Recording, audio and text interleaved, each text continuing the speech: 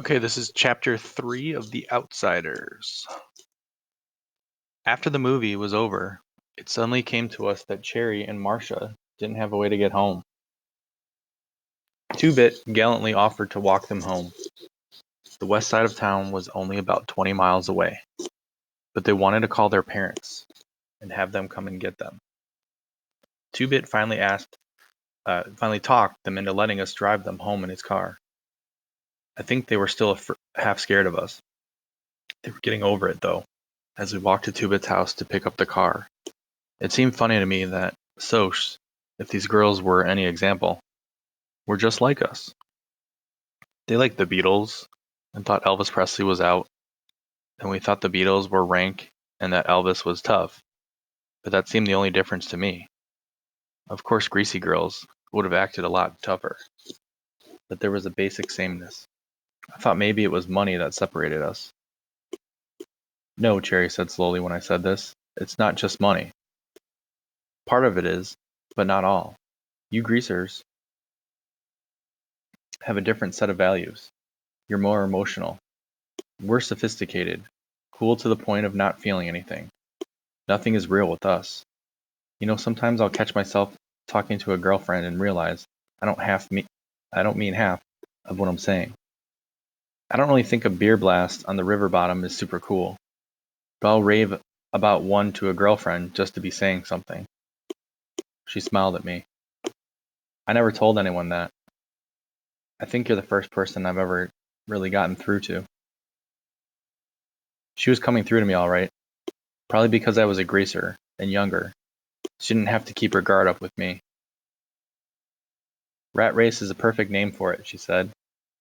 We're always going and going and going, and never asking where. Did you ever hear of having more than you wanted, so that you couldn't want anything else?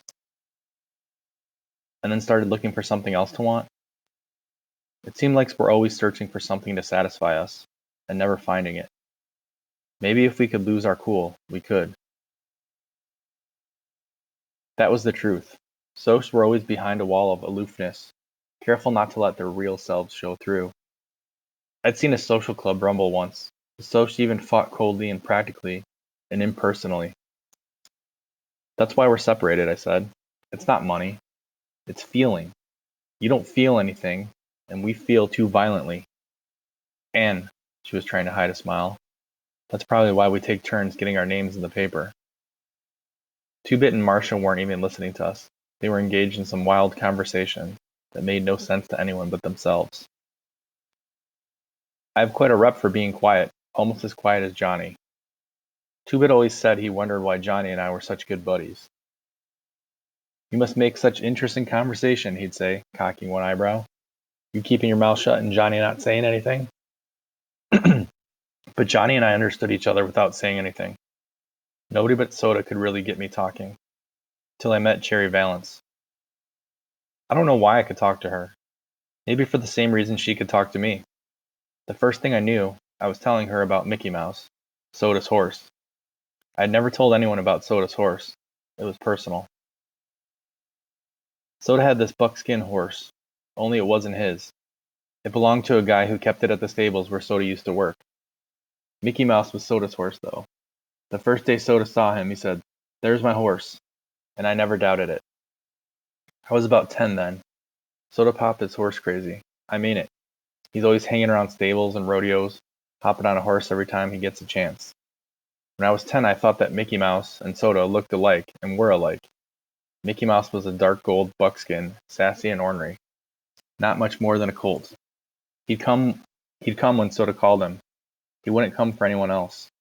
That horse loved Soda. He'd stand there and chew on Soda's sleeve or collar. Gosh, but Soda Pop was crazy about that horse. He went down to see him every day. Mickey Mouse was a mean horse. He kicked other horses and was always getting in trouble. "I've got me an ornery pony," Soda would tell him, rubbing his neck. "How come you're so mean, Mickey Mouse?" Mickey Mouse would just chew on his sleeve and sometimes nip him, but not hard. He may have belonged to another guy, but he was Soda's horse. "Does Soda still have him?" Cherry asked. "He got sold," I said. "They came and got him one day and took him off. He was a real valuable horse, pure quarter." She didn't say anything else, and I was glad. I could tell her that Soda had bawled all night long after they came and got Mickey Mouse. I'd cried too, if you want to know the truth, because Soda never really wanted anything except a horse, and he'd lost his. Soda had been 12 then, going on 13. He never let on to Mom and Dad how he felt, though, because he never had enough money, and we never had enough money, and usually we had a hard time making ends meet. When you're 13 in our neighborhood, you know the score. I kept saving my money for a year, thinking that someday I could buy Mickey Mouse back for Soda. You're not so smart at 10. You read a lot, don't you, Ponyboy? Cherry asked. I was startled. Yeah? Why? She kind of shrugged. I could just tell. I'll bet you watch sunsets, too. She was quiet for a minute after I nodded. I used to watch them, too, before I got so busy. I picture that. Or tried to. Maybe Cherry stood still and watched the sunset while she was supposed to be taking the garbage out. Stood there and watched and forgot everything else until her big brother screamed at her to hurry up. I shook my head. It seemed funny to me that the sunset she saw from her patio and the one I saw from the back steps was the same one. Maybe the two different worlds we lived in weren't so different. We saw the same sunset. Marcia suddenly gasped, Cherry, look what's coming. We all looked and saw a blue Mustang coming down the street. Johnny made a small noise in his throat, and when I looked at him, he was white. Marcia was shifting nervously. What are we going to do? Cherry bit a fingernail. Stand here, she said. There isn't much else we can do.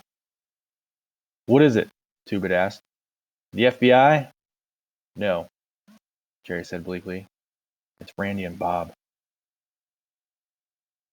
And? Two-Bit added grimly. A few of the socially elite checkered shirt set? Your boyfriends? Johnny's voice was steady, but standing as close to him as I was, I could see he was trembling. I wondered why.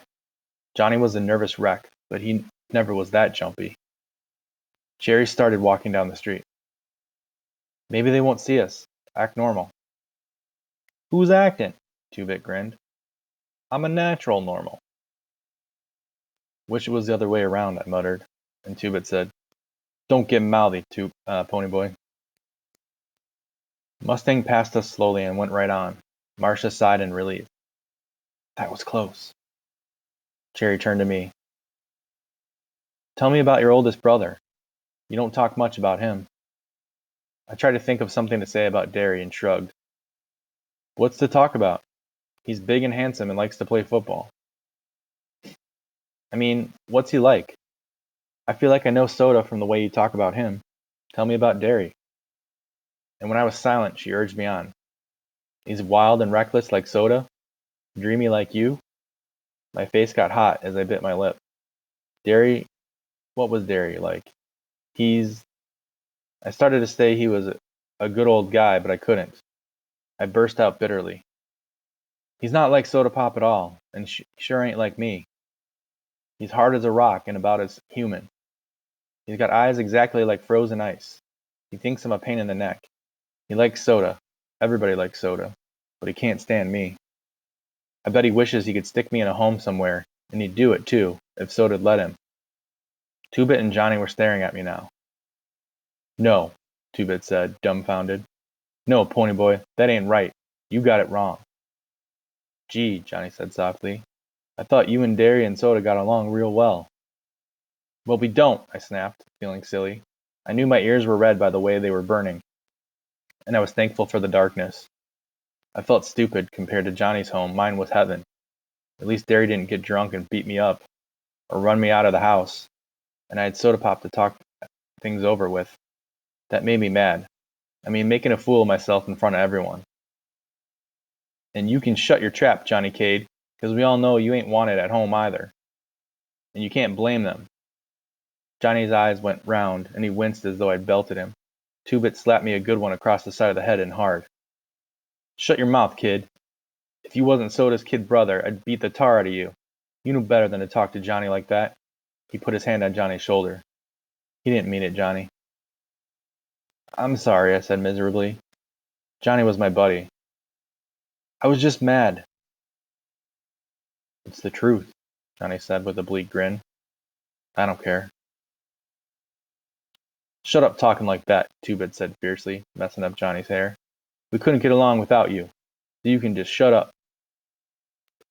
It ain't fair, I cried passionately. It ain't fair that we have all the rough breaks. I didn't know exactly what I meant, but I was thinking about Johnny's father being a drunk, and his mother a selfish slob, and Two-Bit's mother being a barmaid to support him and his kid sister after their father ran out on them, and Dally, wild, cunning Dally, turning into a hoodlum because he'd die if he didn't. And Steve, his hatred for his father coming out in the soft, bitter voice and the violence of his temper. Soda Pop a dropout so he could get a job and keep me in school. And Derry getting old before his time, trying to run a family and hold on to 2 jobs and never having any fun. While the Socs had so much spare time and money that they jumped us and each other for kicks.